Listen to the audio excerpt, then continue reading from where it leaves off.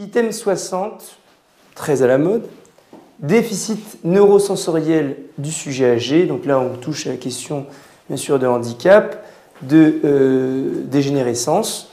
Et pour l'œil, il y a une question particulière qui est la dégénérescence maculaire liée à l'âge, qu'on appelle la DMLA. D'accord ? Donc, qui est une question qui est quasiment dédiée à cet item, à l'item 60. Donc, la dégénérescence maculaire liée à l'âge, c'est un peu obscur, c'est en fait une entité qui regroupe toutes les affections maculaires, qui touchent la macula, qui est le centre de la rétine, par dégénérescence qui frappe les gens après 50 ou 60 ans. D'accord ? Alors, à l'intérieur de cette dégénérescence maculaire liée à l'âge, en fait, il y a 3 formes cliniques qui sont regroupées à l'intérieur du terme DMLA. Alors, la première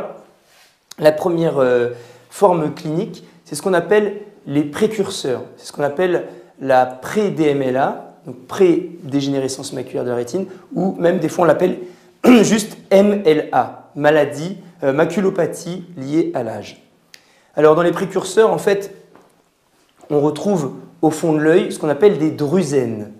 Les drusènes sont en fait des taches blanches et jaunâtres qui correspondent à l'accumulation de déchets sous l'épithélium pigmentaire. Ce n'est pas encore à proprement parler une dégénérescence, enfin, ça va probablement dégénérer secondairement, et ce qu'on appelle des drusènes.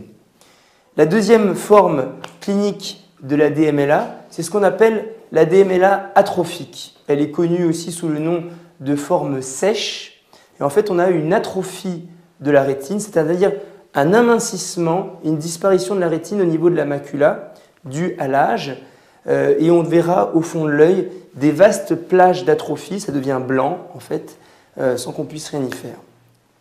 Et enfin, je vais vous parler de la dernière forme clinique qui est la plus connue, la plus grave, et ce qu'on appelle la dégénérescence maculaire liée à l'âge exudative, qui est dite forme humide. En fait, elle correspond à une apparition de néovaisseaux, non pas rétiniens comme ce qu'on peut voir dans la rétinopathie diabétique, mais des néovaisseaux plus profonds à la couche en dessous de la rétine, des néovaisseaux choroïdiens qui apparaissent donc à l'étage de la choroïde et qui se manifestent par une baisse d'acuité visuelle brutale et des métamorphopsies. Ça, c'est un mot-clé également, métamorphopsie, qui est en fait la perception de lignes gondolées. Au lieu de voir les lignes droites, on les voit gondolées. Ça, c'est un signe d'une atteinte de la macula qu'on voit très fréquemment dans la dégénérescence maculaire liée à l'âge exudative. Les signes cliniques que l'on verra au fond de l'œil pour la DMLA exudative sont des hémorragies sous-rétiniennes, des exsudats, également des décollements séro-rétiniens, DSR, qui sont en fait des décollements de rétine exudatifs liés à l'inflammation provoquée par ces fameux néovaisseaux. Maintenant, nous allons aborder les examens complémentaires à demander en cas de DMLA. Et là encore, il y en a 3 demandés. Vous voyez, à chaque fois, c'est 3. C'est simple, la DMLA. Ce sont que des triades. La triade des examens complémentaires, ça va être, pour commencer, l'angiographie à la fluorescéine, qu'on utilise également pour la rétinopathie diabétique. C'est en fait un examen des vaisseaux de la rétine en injectant de la fluorescéine. C'est un colorant qu'on va injecter dans la veine au pli du coude et qui va remonter donc dans la circulation, qu'on va voir colorer les vaisseaux de la rétine au bout de 12 secondes après l'injection au pli du coude, et on va prendre des photos. Et l'angiographie à la fluorescéine nous permet de très bien visualiser et de très bien étudier la vascularisation rétinienne.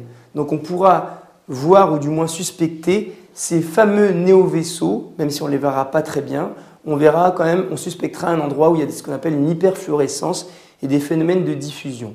Mais c'est vrai que l'angiographie de la fluorescéine n'est pas l'examen le plus approprié pour pouvoir étudier la vascularisation choroïdienne, et c'est pour ça que l'on a un autre colorant à disposition qu'on appelle le verre d'indocyanine, et en anglais le diminutif c'est ICG, et on va pouvoir faire ce qu'on appelle une angiographie au verre d'indocyanine, ICG, en injectant, toujours au pli du coude après, ce fameux colorant, et on va voir la diffusion de ce colorant qui nous permet d'étudier cette fois-ci la vascularisation choroïdienne, donc à l'étage en dessous de la rétine, et qui permettra de mieux visualiser ces fameux néovaisseaux choroïdiens. Donc on a vraiment besoin de ces deux examens pour pouvoir bien étudier et faire le bilan de la DMLA, aussi bien donc la fluorescéine que le verre d'indocyanine. Le troisième examen que l'on va demander, c'est l'OCT, la tomographie par cohérence optique, qui est une image en coupe de la macula et qui nous permet de voir des fois les néovaisseaux et également de voir des signes de retentissement de ces néovaisseaux, comme par exemple le décollement sérorétinien que l'on verra au niveau de la macula et que l'on pourra même quantifier. On pourra voir vraiment de l'œdème au niveau de la macula grâce à cet examen dit OCT.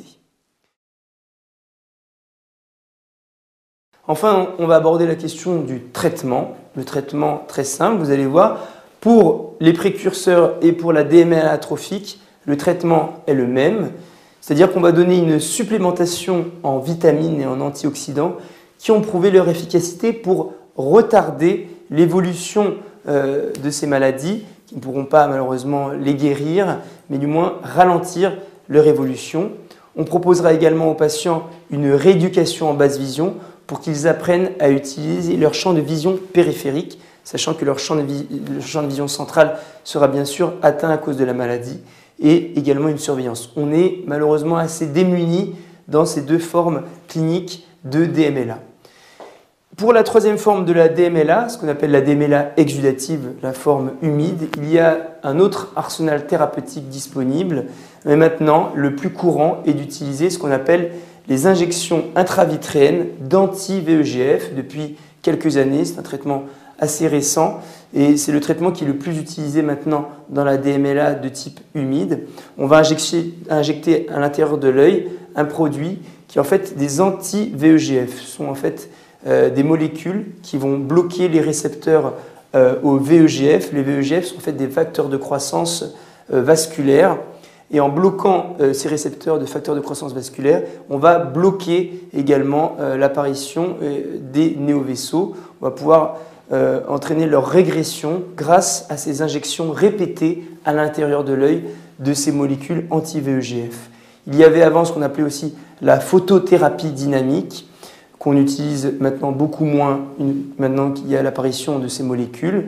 Et en cas de néovaisseau à l'extérieur de la fovéola, on peut toujours utiliser du laser argon pour photocoaguler ces néovaisseaux s'ils sont à l'extérieur de la fovéola. Et également, comme précédemment pour les deux autres formes cliniques, on peut proposer également une rééducation basse vision, une supplémentation vitaminique et toujours bien sûr une surveillance. La DMLA est une question qui n'est pas encore tombée à l'ENC. Ça pourrait tomber à l'ENC dans le cadre de la prise en charge d'un sujet âgé, dans le cadre d'une dégénérescence. Les mots importants à retenir sont bien sûr ces trois formes cliniques, précurseurs, atrophiques et exudatives, avec ces trois examens qu'on demande systématiquement, et enfin le traitement avec l'injection intravitréenne d'anti-VEGF. Voilà pour la DMLA dans le cadre d'un déficit neurosensoriel du sujet âgé.